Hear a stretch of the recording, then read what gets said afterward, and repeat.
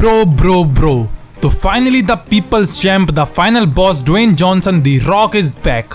Literally goosebumps आ रहे थे रॉक को देखकर। रॉक के साथ साथ जिमी ऊसो का भी रिटर्न देखने को मिल गया है। क्या क्या हुआ बैड ब्लड के रोमन रेंस और Cody Rhodes versus the blood line के मैच में, अच्छे से कवर करने वाला हूं मैं इस वीडियो में। तो वीडियो काफी इंटरेस्टिंग होने वाली है, इसलिए वीडियो को एंड तक जरूर देखना। तो देर किस बात की, जल्दी से स्टार्ट करते हैं वीडियो को।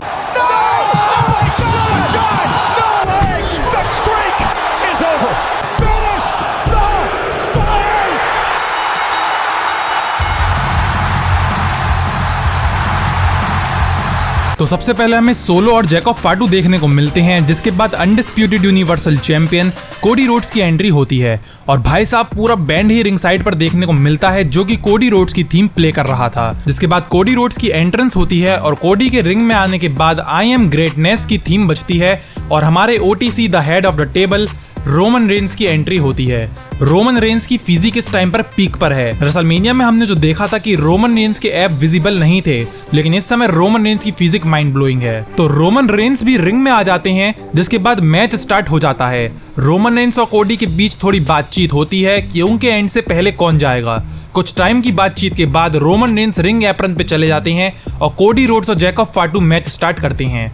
बिगनिंग में मैच काफी धीमे आगे बढ़ता है, जैसा कि रोमन रेंस के हर मैच में हमें देखने को मिलता है। जैकब फाटू सोलो सिकोआ को टैग देते हैं, जिसे देखकर रोमन रेंस कोडी रोड्स से टैग मांगते हैं और कोडी रोड्स भी रोमन रेंस को टैग दे देते हैं। जिसके बाद हमें रोमन रेंस और सोलो सिकोआ के बीच इन रिंग एक्शन देखने को मिलता है। थोड़ी देर के बाद रोमन रेंस कोडी को टैग दे देते हैं, लेकिन इस बार जैकब फाटू कोडी रोड्स पर भारी पड़ जाते हैं। रेफरी का जरा सा भी ध्यान भटकता है कि सोलो सिकोआ और जैकब फाटू दोनों कोडी पर इलीगली अटैक करते हैं, जिसकी वजह से कोडी काफी इंजर्ड हो जाते हैं। मैच के बीच में कोडी काफी बार रोमन रेंस को टैग देने की कोशिश करते हैं, लेकिन सोलो सिकोआ उन्हें ऐसा करने नहीं देते। जिसके बाद फाइनली कोडी जैकब फाटू के स्टनर मार देते हैं और सोलो सिकोआ भी कोडी को रोकने आते हैं, लेकिन कोडी सोलो सिकोआ को पुश करके रोमन रेंस को टैग देने वाले थे।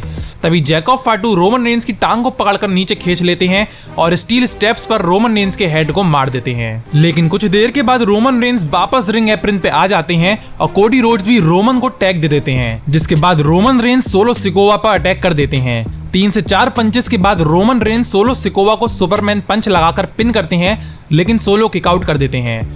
जिसके बाद रोमन रेंस सोलो को स्पेयर लगाने वाले होते हैं कि जैकब फाटू रोमन रेंस को पकड़ लेते हैं और अटैक करने लगते हैं। जैकब फाटू रोमन रेंस के ऊपर मून स्टार लगाते हैं, फिर सोलो सिकोआ भी टॉप रोप से रोमन के ऊपर जंप करते हैं और रोमन को पिन करते हैं, लेकिन कोडी आकर मैच को बचा लेते हैं। जिसके बाद कोडी और जैकब फाटू लड़ते लड़ते रिंग साइड पर आ जाते हैं, जहां कोडी जैकब फाटू को अनाउंस टेबल पे डाल देते हैं और स्टील पोस्ट के ऊपर चढ़कर रोमन रेंस को देखकर जैकब फाटू के ऊपर कूद जाते हैं। इसके बाद जैकब फाटू तो अनकॉन्शियस हो जाते हैं और रोमन रेंस सोलो सिकोआ को स्पेयर लगाने जाते हैं।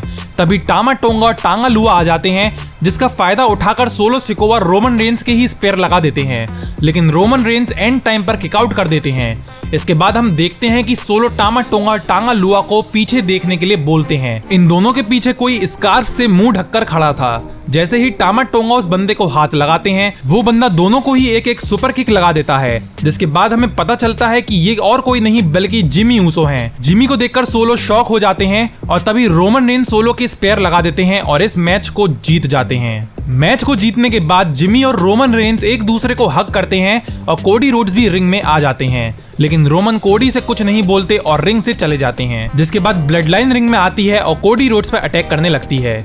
ये देखकर जिमी रोमन से बोलते हैं कि कोडी की मदद करते हैं। पहले तो रोमन मना कर देते हैं, लेकिन जिमी के कहने पर रोमन और जिमी रिंग में वापस जाकर कोडी रोड्स को बचाते हैं। जिसके बाद रोमन रेंस कोडी की अनडिस्प्यूटेड यूनिवर्सल चैंपियनशिप को उठाते हैं और कोडी को दे देते हैं।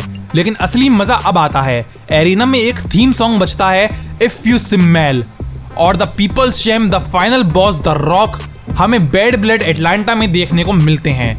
रॉक आकर कुछ बोलते तो नहीं है, लेकिन उनके पास उनकी पीपल चैंप वाली चैंपियनशिप होती है और अपनी आईब्रो ऊपर करके एक आइकॉनिक पोज देते हैं और चले जाते हैं।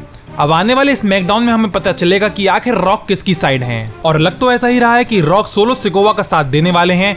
और अगर ऐसा हुआ तो सर्वाइवर सीरीज में हमें blood line versus blood line का एक वॉर गेम मैच देखने को मिल सकता है। इसी के साथ साथ सीएम पंग और ड्रू मैकिंटायर के मैच में क्या क्या हुआ और क्राउन ज्वेल को लेके WWE के क्या प्लान है, इन सब चीजों पे मैं एक सेपरेट वीडियो बनाने वाला हूं। तो चैनल को सब्सक्राइब जरूर कर देना। वीडियो अच्छी लगी हो तो वीडियो को लाइक कर देना। आप मुझे इंस्टा और ट्विटर पे भी फॉलो कर सकते हैं, दोनों की लिंक डिस्क्रिप्शन में दे रखी है। तो आज की वीडियो में इतना ही। मेरा नाम है ऋषभ और आप देख रहे हैं रेसलिंग ब्रो।